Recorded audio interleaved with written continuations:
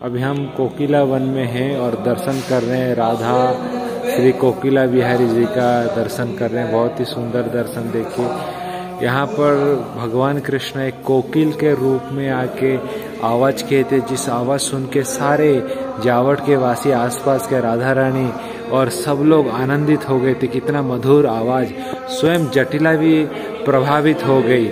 और तब राधा रानी और गोपियां बोले कि हम क्या इस कोकिल को देखने के लिए जा सकते हैं? तो जटिला ने बोली जाइए। और खुद जो जटिला के आदेश से राधा रानी गोपियां सब आके भगवान कृष्ण को दर्शन करते हैं, जो कि कोकिल के द्वारा कोकिल के जैसा आवाज निकाल रहे थे। ये सुंदर विग्रह उनका यहाँ पर देख सकते हैं, राधा कोकिला बिहारी।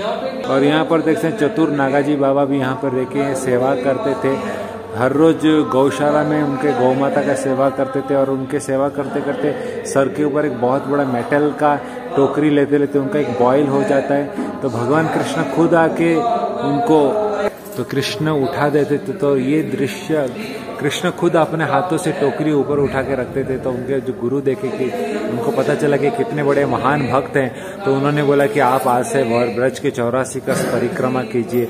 और वो परिक्रमा कर रहे थे और इस जगह पर आगे जाके एक जगह पर एक जंगल में एक दिन उनका जो जटा जो कांटे वाला वृक्ष में अटक जाता है। तो खुद कृष्ण आते हैं उसको निकालने के लिए, छवि देख सकते हैं। लेकिन वो जब देखते हैं तो बोलते कि हे कृष्ण आप अकेले, मैं तो आपको राधा कृष्ण की तरह पूजा करता हूँ, तो राधा रानी आएंगे तभी मैं मानूंगा।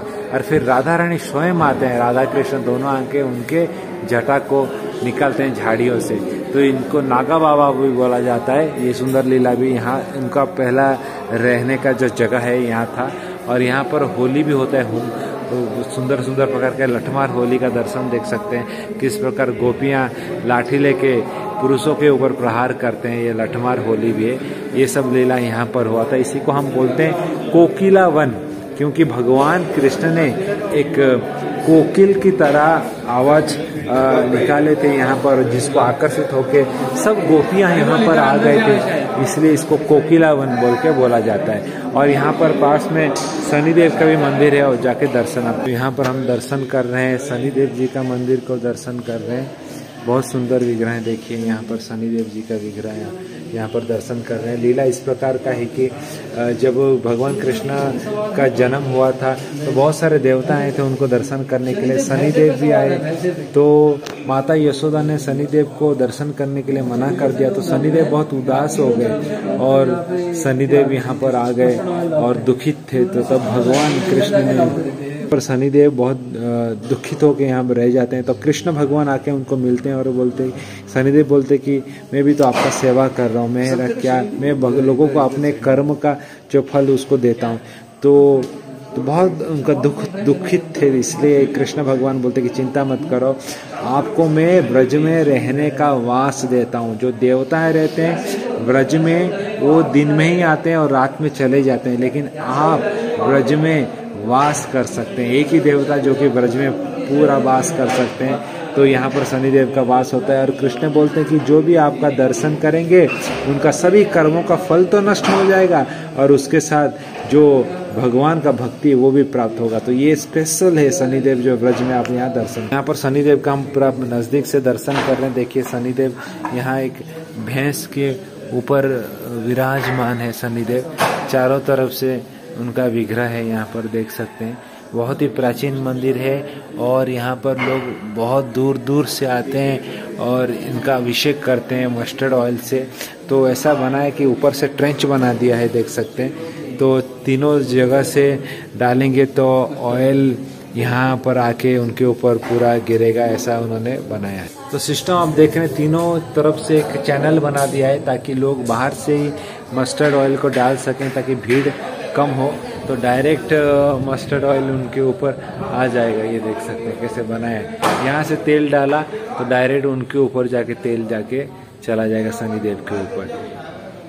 ये देख सकते हैं कितना भीड़ है। हम आज शुक्रवार के दिन आए इसलिए भीड़ कुछ नहीं है। सैटरडे शनिवार को यहाँ पर इतना भीड़ हो जाता है, इसलिए इतना लंबा पंक्ति लगाने के लिए सिस्टम सब बना के रखा है ताकि लोग आके यहाँ पर शनिदेव का पूजा कर पाए। तो ये शनिदेव जो है बहुत ही ब्रज में स्पेशल है। इनको जो भी पूजा करते हैं कर्मों का फल नष्ट हो जाता है और भगवान कृष्ण के तरफ उनका भक्ति का आगमन होता है।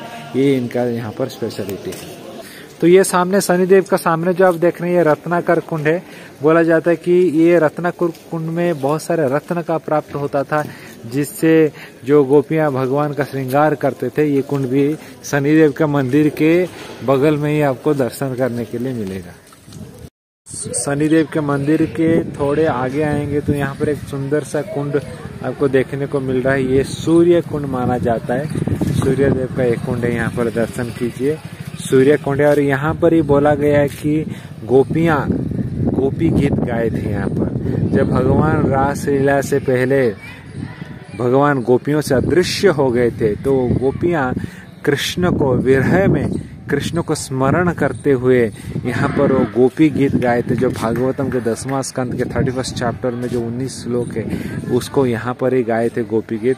और इस गीत गाने के बाद भगवान का विरह में जब वो गा रहे थे, तब जाके भगवान यहाँ पर प्रकट हुए थे और फिर रास लीला हुआ था। ये भी यहाँ पर हम दर्शन कर सकते हैं कोकिला वन में। यह देख सकते हैं ब्रज का जो बैलून कैसे लेके जा रहे हैं, देखिए।